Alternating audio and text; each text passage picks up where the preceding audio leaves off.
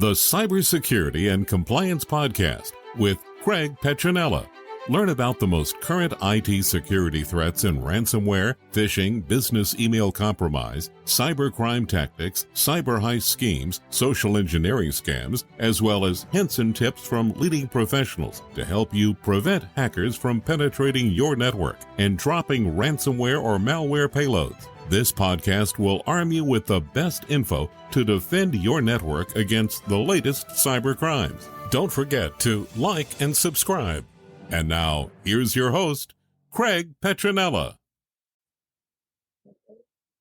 Hello, everybody. Welcome to another episode of Cybersecurity and Compliance with Craig Petronella. Obviously, needs no introduction. Craig is here. Of course, I am here, hello. Blake, as always. And we have a special guest from ISSquared. Bala, please introduce yourself. Hello, folks. I'm Bala Ramaya, CEO of ISSquared. We are a cybersecurity MSSP company. We also have a number of products, very specifically around identity and access governance. We do a lot of work pre-post events. We help our customers manage their identity posture. We use our products where the customers don't have a solution, or we are open to supporting the solutions that the customers have. So, Tell us about the journey of ISSquared and how you guys evolved into an MSP and MSSP. So ISSquared, I started the company in 2010, and I used to work for an enterprise, and pretty much my entire journey has been working for the enterprises. I was an identity and security architect, global architect in a pretty large biotech company, and I had certain product ideas that I wanted to bring it to market, and that's how the company was formed in 2010. I quit, and I started ISSquared, and we are a completely bootstrapped company. We didn't go for any funding or anything like that. So we started off doing consulting work in the security and the identity space, and we used those funds to fund the product development. So it was basically slowly evolved over the last 14 years or so in building this particular set of products. And as we built the products, we also built the consulting and the managed services arm. And as we got customers at both in the enterprise mid space, we found that the cybersecurity requirements were changing and evolving pretty rapidly. So we expanded the portfolio of services that we actually gave to the customers, and we split the services that we provided into MSP and MSSP with specific focus for the cybersecurity. We basically brought in a CISO who took care of the security side, and then a completely separate person who took care of the infrastructure side of the business. So that's how we are actually structured. We basically have a separate arm that takes care of all the security related stuff, and a separate arm that takes care of the non-security stuff. Fair enough. What are some of the biggest challenges that you guys faced as an MSP, MSSP, and how does ISSquared address those to the customers?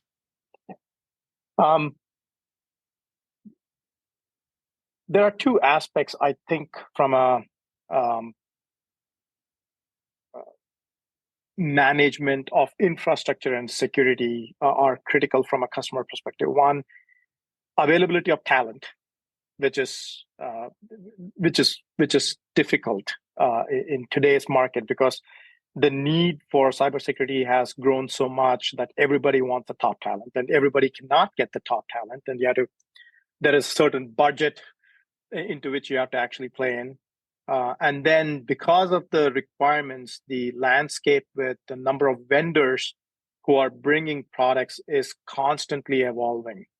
So one year, one vendor, you have the best product. The next year, someone else basically becomes the best product, and you can't keep changing the product. So it's a fine balance that the customers have to go through to keep things under wrap, provide the best security for their the business.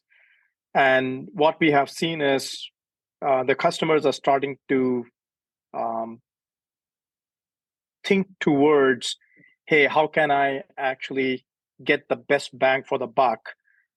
And in that case, what we are seeing is the customers are trying to do more architecture and more design and higher level work and keeping it within the house, and then trying to outsource a lot of the operational activities that are repetitive tasks or tasks that can be shared across people to someone like an MSSP. So they basically get the best of both worlds. From a costing perspective, also, what we are seeing is customers who actually don't have a need for presence of people to be in the US, not on the DoD side or on the non-governmental side.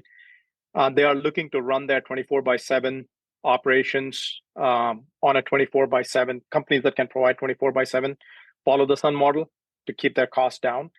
So those are all some of the things that the customers are doing today to get the best bang for the buck and to provide better security for what they can, given the budget constraints and the people constraints.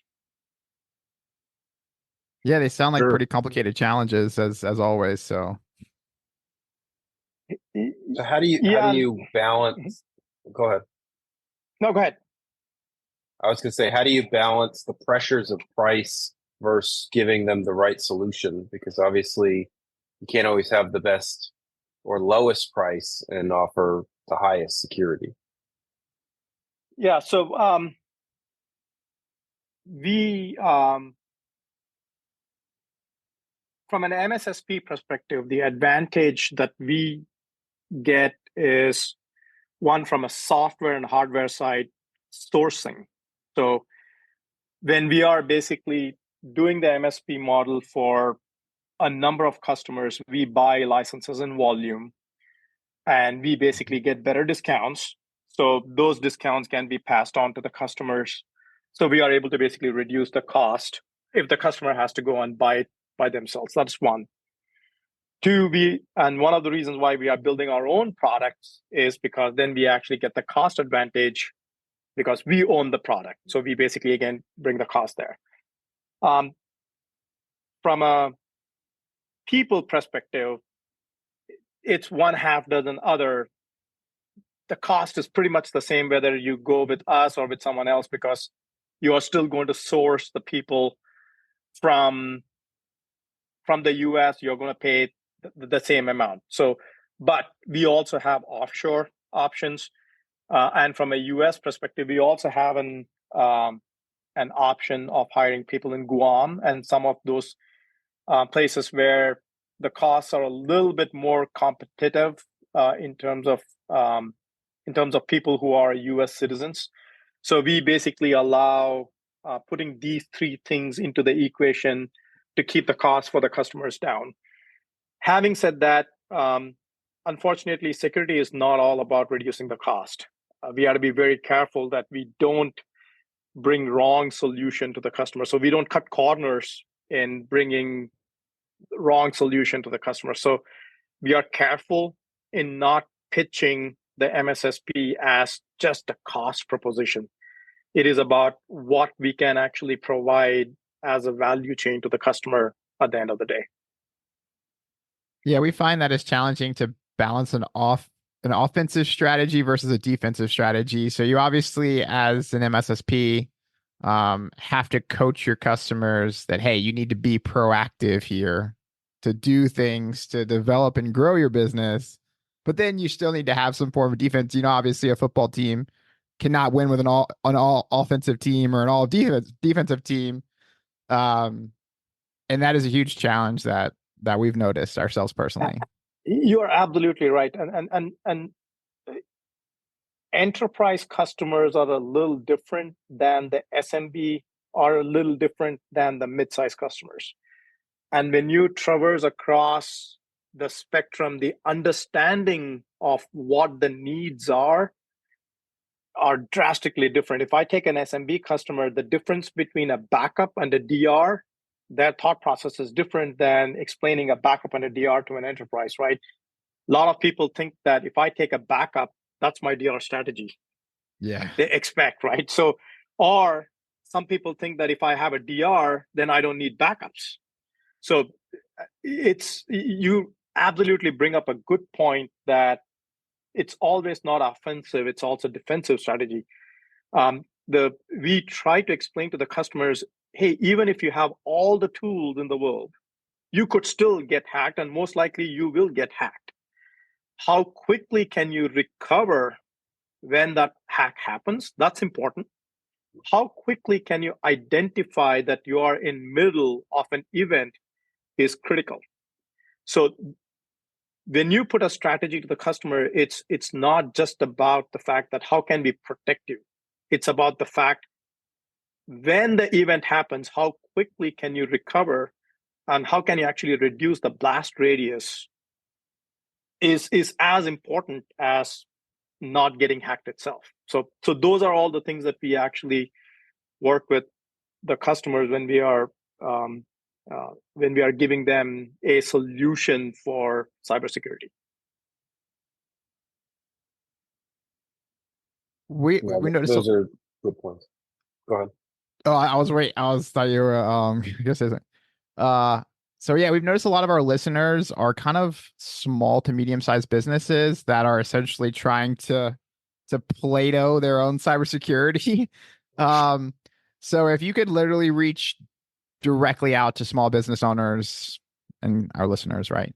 And you could give them kind of a strategy, a map, or advice to, obviously reaching out to somebody like you or us, vice versa. But it takes companies to get there. Obviously there is a huge part of the market that doesn't want to come off as ignorant, or negligent, whichever you prefer to use. And so it takes a weird sense of pride to event. You have to, a lot of companies have to suck up their pride before they make contact with a brand like yours or ours, before they say, hey, look, I am not compliant. I am not doing the right things. It takes a lot to get there. So if you could say something to that audience, I'm interested. So don't try to boil the ocean from a security perspective. Don't. Sometimes security is not just about how much money and how many tools you are spending. Some very basic stuff that you can do to protect, to start with, is what we tell the customers: patching, right? Changing the default passwords on the devices and laptops, right? Rotating the passwords, using long password strings. These are all some things that the small businesses can do without spending $1 on additional security products. When you go to the products, antivirus, basic web hygiene, training your regular employees on the cybersecurity is very critical. Something like Ninja, which basically creates small bite-sized cybersecurity training modules. It's 4 minutes modules. And we actually do this every week, even within our company, that everybody has to take the training. Everybody has to go through these 4-minute modules. And we keep repeating this week after week after week on small topics, phishing, spear phishing, or whatever that might be.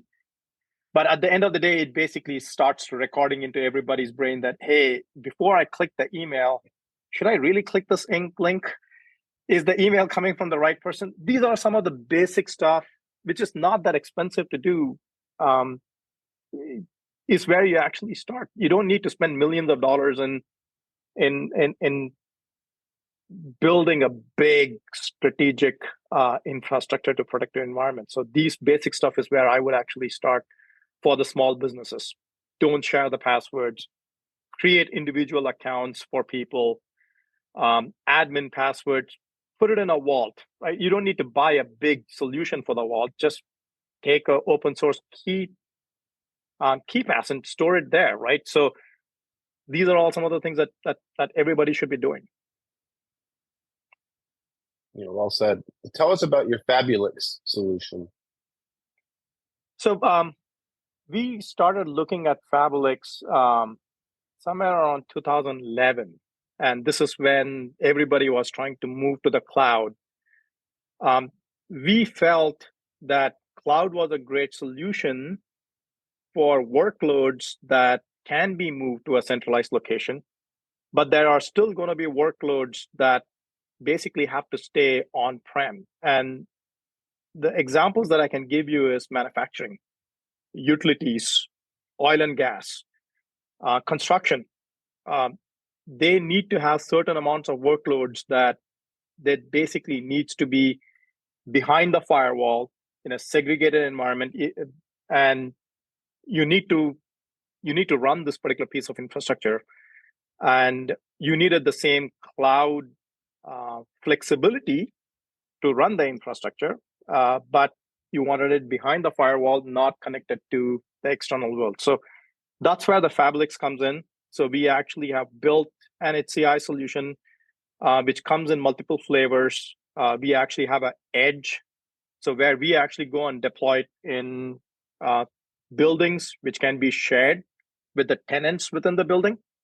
And then it is connected to, say, the AWS or the Azure, if you want to actually have a DR or a backup plan, or to our centralized, what we call as the hub and the core, which is, again, connected to the AWS or the Azure for allowing you to migrate workloads between on-prem and off-prem as you need. So that's where the Fabulix comes in. It's basically a suite of products which consists of hardware, software, and it's basically our infrastructure management platform. It has its own ticketing system. It has a cloud management console. It basically has an HCI stack where storage, compute, network. It comes in different flavors: 25 gig backplane, 100 gig backplane, 400 gig backplane, depending on what you need.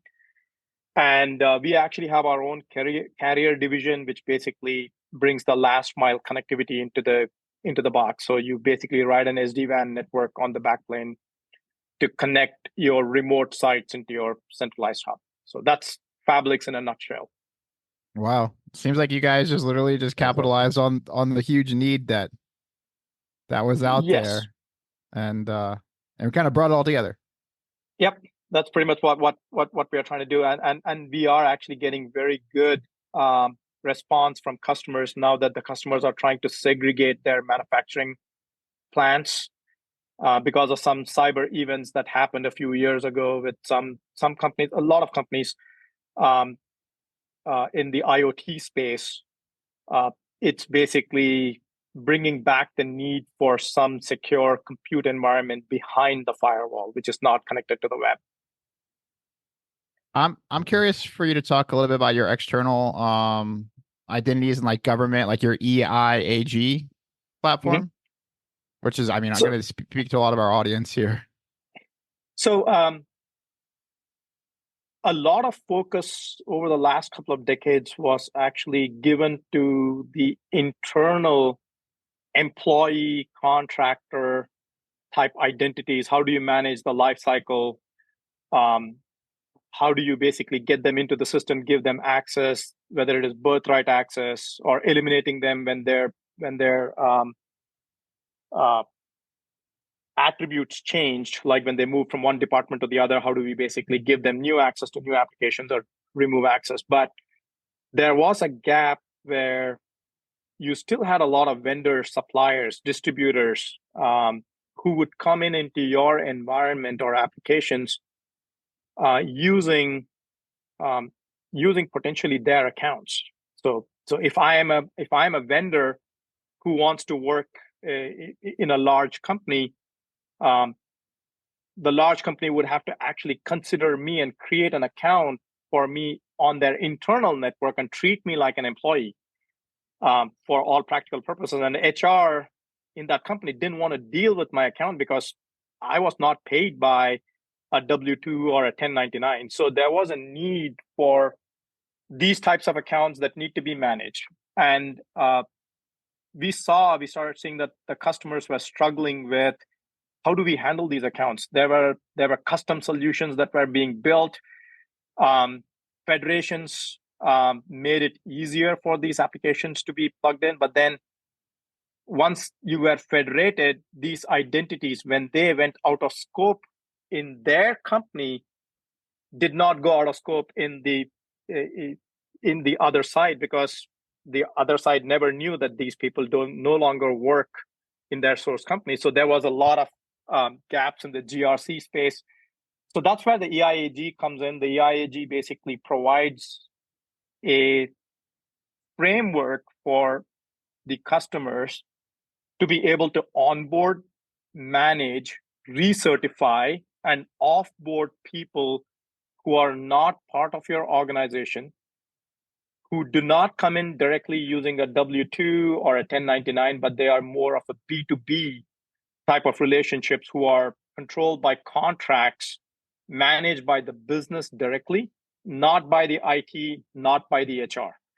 So it basically tries to automate all those things, tries to integrate that into your internal identity platform if you have one, or else it integrates into our RSys identity platform for provisioning, deprovisioning into the targets. Wow. Very cool. Sounds like a pretty awesome little solution. Yep. So what about CMMC? Do you guys do anything with the new cybersecurity maturity model certification for the defense industrial base? We are working on putting a solution for the customers to get to that. We are not there yet. Things are rapidly evolving in that space. So from an ISSquared perspective, we don't have a lot of customers who are in the federal space. We are more on the commercial side of the customers. So for us, from a focus perspective, that is not a primary focus that we are in. But we have gotten pinged with a few customers because of our Guam presence, where they are looking for those solutions. So the CISO is actually working on putting a solution together for that. Okay. Yeah, it seems like. Are there seems like certain verticals that? Go ahead. No, sorry, go ahead. I was going to ask you, if you had to, I guess, pick top 3 verticals of your specialty, what would they be? We are very deep in pharma, healthcare sector. I would say that's number 1. 2 would be financial, and number 3 would be manufacturing. So we do a lot of the IT, OT integration, operational technology, those types of systems. So we have a pretty deep understanding of that. So how do we marry the IT requirements to the OT requirements? We do a lot of work around it. Okay, awesome. Something that sticks out to me, and obviously as I was doing a little bit of homework before you came on, an interesting product that I think was very cool is StarWatch. I noticed you didn't mention it. You didn't mention it when we first started talking, but I was like, why are you not talking about this? It is a product that's because there are we are working through some patent/legal stuff around the StarWatch platform. It's not fully out yet. Got it. That's the reason why I didn't want to talk a whole lot about it. But since you brought it up, let me give you a little bit of a flavor of what we are trying to do with the platform. The cat is out of the bag. So, yeah, cat's out of the bag, exactly. Without going into the specifics, that's a platform that is going to bring the system health, system performance, and system security data all together and perform analytics on the data correlated between system performance, health, and security, and do predictive event analysis. So what we are trying to get to is be able to predict certain events that are going to happen given certain data elements that we are seeing combined together with performance, health of the system, and security. So, for example, if we see that there are too many logon events and the system performance has changed, say, about 10% over the last 2 hours, and we see that there are certain types of event IDs that are getting generated, I'm just getting a very, very high level overview, then we will be able to predict that this potentially could be correlating the event that there is a lower performance events that are specific to login ID onto a database server, onto a directory server or something like that. Hey, is there something wrong going on? So we will be able to correlate that based on, but this event was exactly the same that happened yesterday. Same thing was happened day before. So we'll basically bring all that data together and then give you a score saying that, hey, the potential that this is an event, security event, is 90%. So you want to go take a look at this. Or we can actually say, you know what, this is more of a network event. So you have a performance problem. You have to increase the memory or processor or whatever. So that's StarWatch. So we are going to watch through, gather all the analytics. And what we are going to do is we are basically creating pods across the internet where we are going to gather data based on what's happening on the internet and be able to say, hey, we saw these types of events happening in one part of the world, and we saw the same event happening after 2 hours in this part of the world. So something is moving. So we will be able to do predictive analytics on, okay, some event is happening. So can we actually protect the customers based on events that are moving across the parts of the globe? Does it not only act as a forecasting model, but also like a threat detection and prevention? So like, let's just say, for example, it does pick up on an odd event. Does StarWatch then communicate a message to the systems administrators to say, or does it actually put measures in place to keep that event from continuing to happen? So right now we are working on passive mechanisms rather than aggressive mechanisms. So basically what we will do is if we see certain events happening, certain threats happening, we are working, let me give one example, with like IPSS, where we can actually change the policy to protect the customer, or with firewalls to protect the customer, or to notify. So, but what we are not doing yet is to go and attack the vector from where this event is happening because of a lot of legal implications of that. So it's more of a defensive mechanism, but predictive, not an offensive mechanism. So that's where we draw the line right now.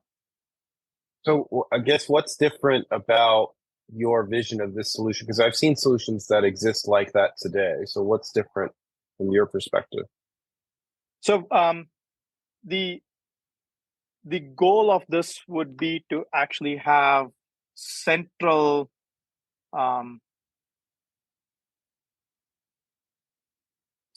intelligence created across, which can be shared between our customers.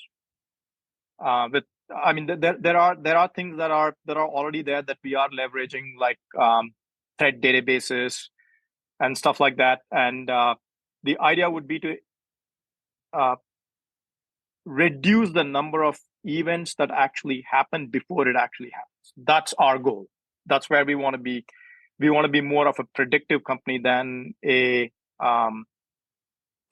response post incident response company. So that's pretty much where the StarWatch is going. And what we are trying to do is we are trying to not only correlate just the security events, we are trying to correlate performance and system events with the security events and try to do correlation to see, hey, when there is a security event, what type of performance hit do the networks take? Or what type of performance hit do the systems take? Can we actually correlate the data to reduce the amount of time of exposure of an event and recovery of a breach? So that's where StarWatch is going. So is one of the focal points forensic analysis to maybe help with, if a breach were to happen, or is it more Yes. on the front end? Okay. Yes. And So- we are working on some, I would say, I don't want to throw the word AI, as you have seen that I have not actually used that word, but that's the catchphrase of today. But basically, at the end of the day, these are algorithms that needs to be written. And that's what we are actually working on the back end. Obviously, during development of this product, you guys are obviously probably using mass amounts of data, ingesting tons of data to create results, right? So yeah, I'm assuming during that ingestion process, you guys are probably seeing new types of threats that maybe haven't existed, or maybe like new types of breaches, new types of attacks. Is there anything interesting that you guys have seen during this ingestion process that you can speak about? Of course, I notice you're biting your tongue a lot. So let me just keep it. Yes, we see a bunch of stuff when basically we are coming through. A lot of new tactics and a lot of new, I would say, change in the attack vectors themselves. What is being attacked is also changing. We are actually seeing it. Just as an example, right? The voice platform is actually being now heavily used because everybody is using MFA, so everybody's going after MFA now, right? So those types of changes are some of them. OT is very interesting, OT space, because most of the IoT, unfortunately, the IoT devices and OT devices that were built for a purpose of doing not connected to the internet. So they are completely open, and these are systems that control manufacturing systems that were built to perform certain things, and it is not easy to just rip and replace these things. These are controlled, these are certified, and those are places where we are actually seeing the threats are moving to attack those, because those are open. It's easier. I would call it apple to catch at the bottom of the tree, right? So those things we are actually seeing a lot in what we see. Of course, we strip out a lot of the specifics before we put that into the model, because we don't want customer data privacy. There's lots of other things, but yes, you are right. We are seeing interesting stuff. Amazing. And as far as the evolution of cybersecurity, this is something that we always ask our guests about. We had a previous guest that talked about OAuth breaches, which is something like that nobody really talks about. We had another previous guest that talked about the actual security infrastructure on airplanes, which again is something that nobody's talking about. So in terms of the threat evolution within the next decade, how do you see these breaches changing? It is interesting that I can actually bring up a topic about what just happened to one of I can call my friend recently. Their car was stolen from a lot, and the car was stolen because they could actually simulate the signals that were coming between the car and the key fob. And they could basically break into the car. Yeah, Craig has that device. Craig, was that you? So No, but as you know, we are a cybersecurity and pen testing company, so that is one of the things that we help companies with. But go ahead. yeah, so I think with everything having some digital component that is actually being built on, and a lot of it being used, whether it is Bluetooth or infra or any of these, I would say near distance communication mechanisms, which are a little bit more open than say a Wi-Fi or 5G, 6G, whatever you want to call it. There is going to be a lot of cyber events that are going to happen here, because you are talking about regular people who probably don't have a lot of tech savvy.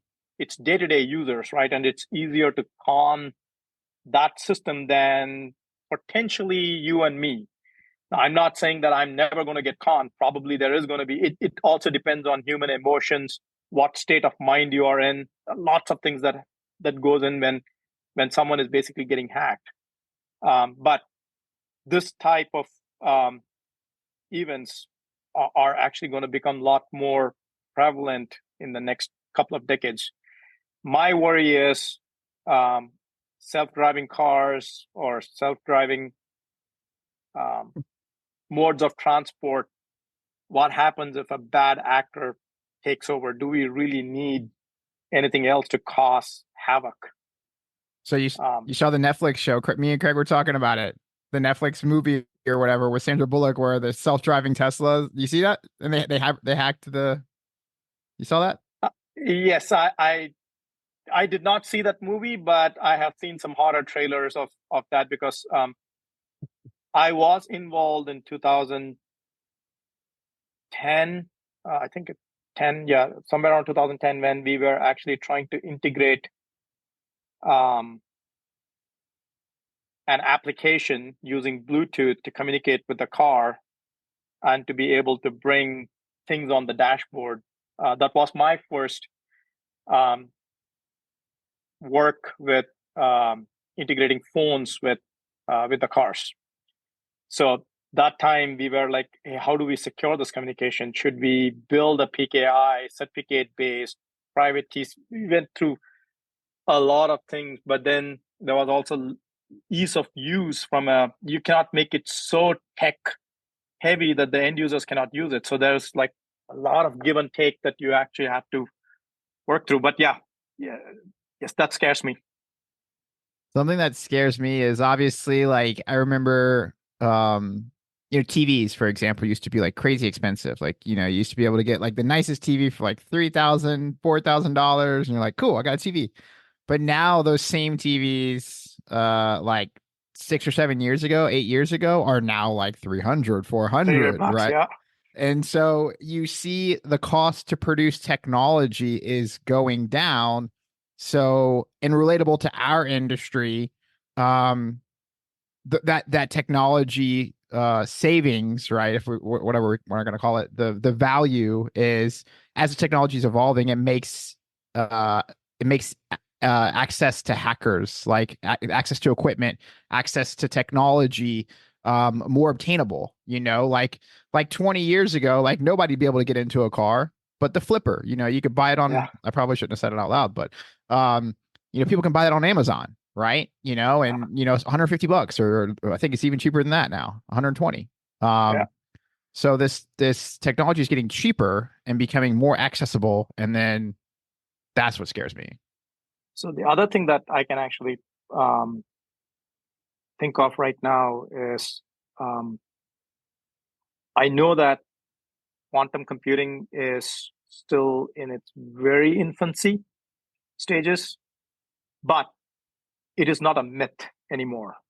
There are quantum computers that are available. And today's encryption technology that we take it for granted is going to protect us, most likely is going to go away overnight when at some point in time, quantum computing becomes available to the masses, right? And that's probably 5-10 years, depending on how much effort is being put in and how much money is pumped into that system. But it is going to become available one day or the other. And what we walk with 4096-bit keys today, which we feel are one of the most secure, and it's going to take many years to break, is probably going to become many minutes to break. Yep. So post-quantum encryption is slowly starting to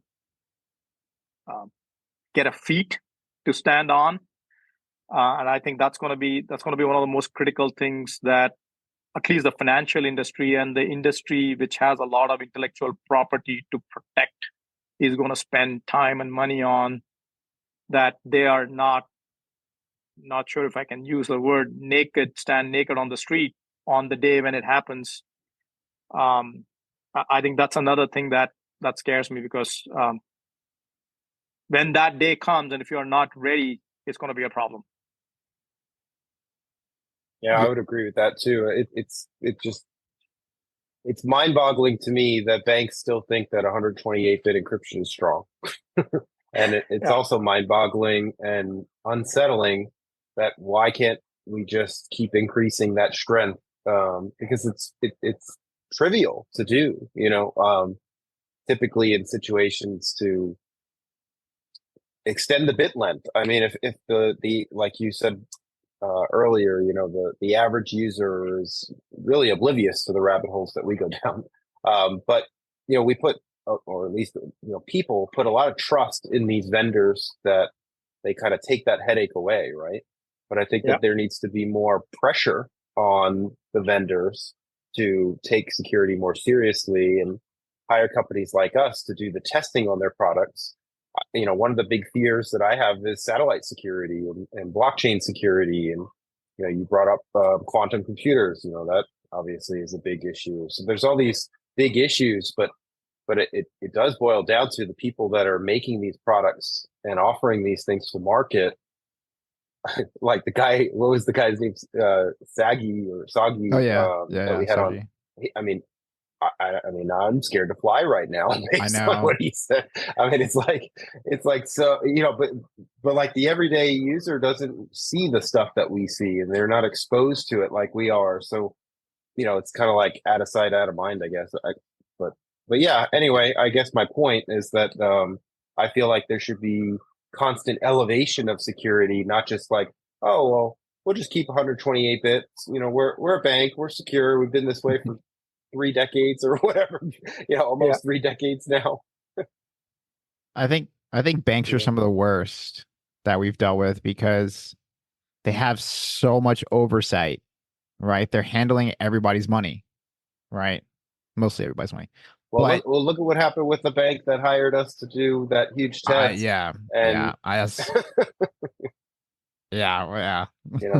Scary. It's scary anyway, what I did. Well, not just you, but all of us. What I went through to uncover. Yeah, what I went through was very scary. But as technology evolves too, like I was just thinking in my mind, like by the year like 2100, like our kids will be able to build their own satellites and launch them. Like Lego builds your own satellite kit. Or you'll be able to get a quantum computer on Amazon for $200. And sometimes it is scary and depressing to think about the future in our industry. About 50 years ago, 50, 60 years ago, 8088 was used to launch a satellite. And now we are walking with like supercomputers for that age in our pockets these days, if you compare, right? It's like, I remember that I started with a computer where I had to actually add extra math processor and memory, and I had to load. I started with loading the DOS image from a floppy disk, 5 1/4 floppy disk, right? So and one point when 1.44 meg disks came in, it was like revolutionary for me. Whoa, I can store 1.5 megs. Yep.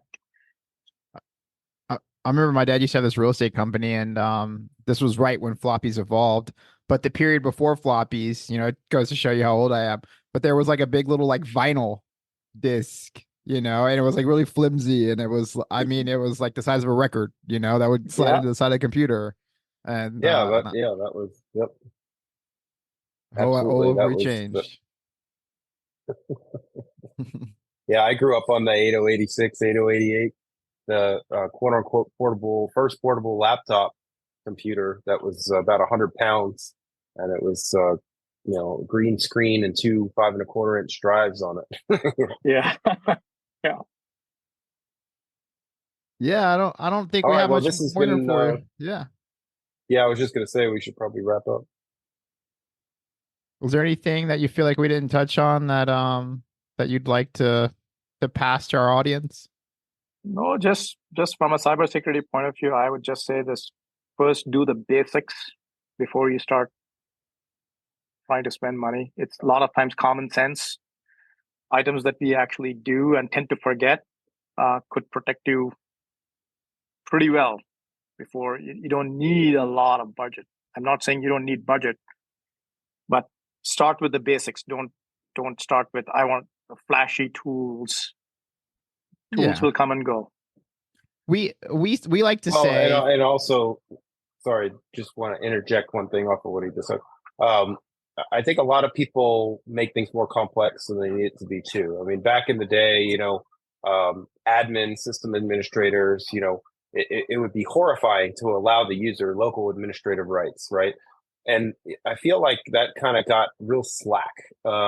Slack with everything, slack with security, slack with loaded code, all of it. My point is that back in the 90s, a system administrator would only give the user access to what they absolutely needed to have access to do their work and nothing more. And they could not install anything. And I would say that is not normal nowadays or not common, where I would say most companies don't do that. Most companies give most people, especially small businesses, full access to everything.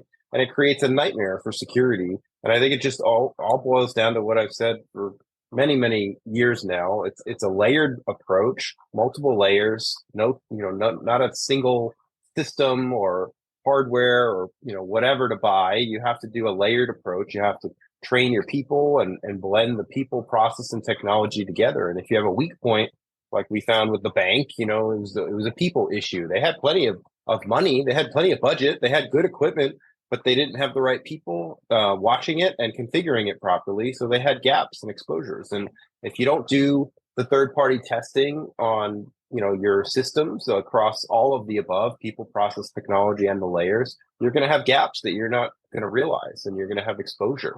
And if you simplify your environment, you simplify your systems, and you simplify everything, and you distill it down to just what your people have to have access to do their job, it makes everything easier. And I do. Go ahead, please. Sorry, I just want to add one more point to what you just mentioned.